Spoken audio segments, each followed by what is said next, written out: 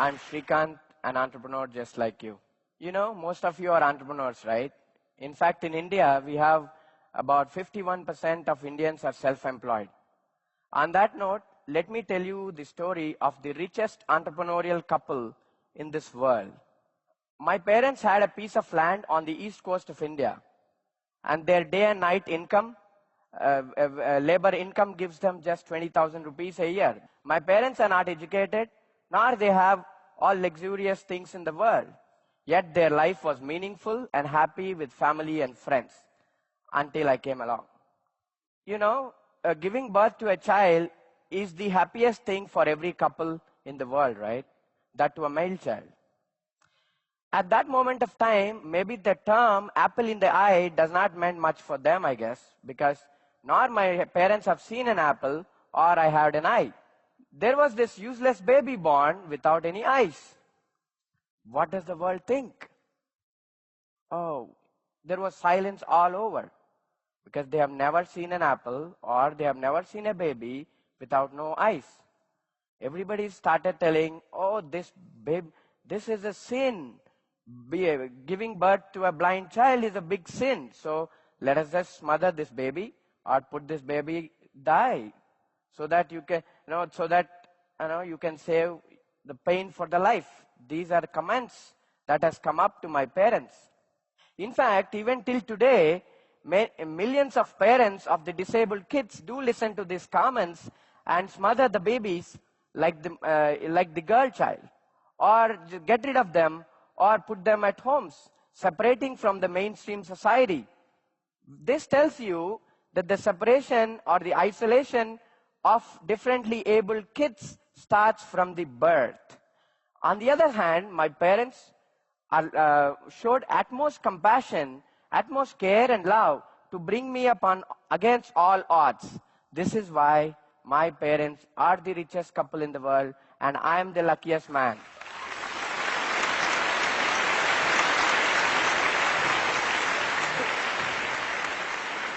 Compassion is not just giving a coin, opening your car window at the traffic signal. It's the compassion is the way of showing somebody to live, show somebody an opportunity to thrive and make them rich. Richness doesn't come from money. It just comes from the happiness. As a child, I spent most of my time going with my father to observe the process of cultivation.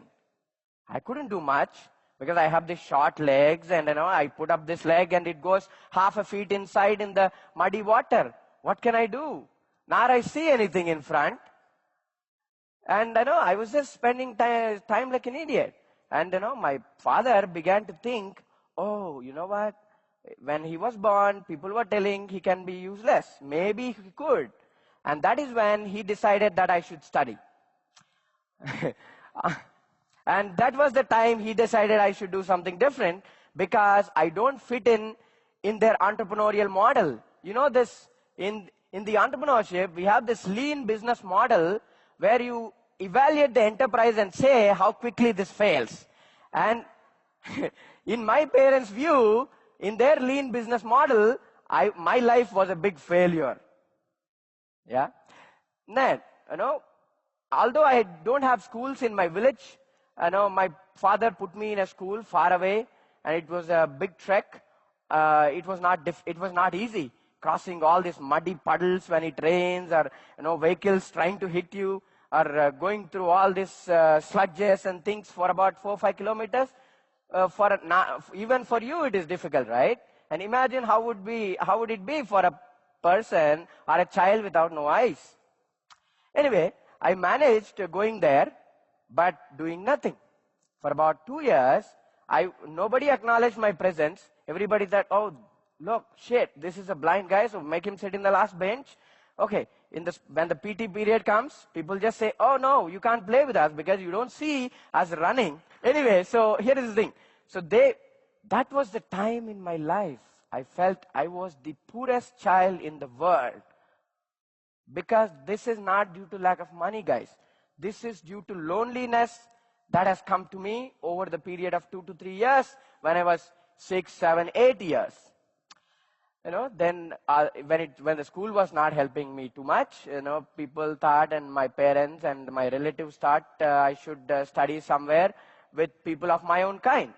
And that's how I was shifted to Hyderabad to a special school where I began my career as an outstanding student, getting all top ranks, and played chess and cricket for India. And like I had great memories of drawing chess matches with women grandmasters and whatnot. Worked with Dr. Kalam on various projects, motivated around motivated around 800,000 youth in the Youth Transformation Project, Lead India. Guys, this is not to brag myself, but again, doing all this, I couldn't achieve much. When I finished my 10th grade, with over 90%, I decided to take up sciences and study science in the AP State Board intermediate level. To my surprise, people told me I can only take arts. Why is that? Was because I was born blind? No, I was made blind by the perceptions and the stigma of the people. Because I am blind, they said I cannot take up sciences. Somebody asked, hey, look, I throw a ball. Can you tell me which direction does it go? Not, can you tell me that? No, right?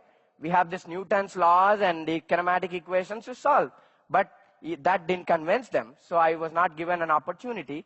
So I decided to sue the government. Rather than taking arts or choosing, just worried about just moving away from the problem is not in my blood. Because I wanted to remove the loneliness of poverty and do something unique. So I stood against, sued the government, fought for about 6 months. Then ultimately, there comes a GO from the government, from the Board of Education. The government order reads, you are allowed to take up sciences at your own risk. Underline these words, at my own risk. What do you think? So they thought, this useless guy cannot even pass, though he got this government order, because we had no books. It was already November. We had no books. We had no material. We had no accessible diagrams in the colleges. So anyway, I got recommendation, joined a small college, and made my mentor record all my textbooks into audio tapes. Worked hard and got about 98% in the intermediate. Right? So, this told them that a person with any difficulty can do anything.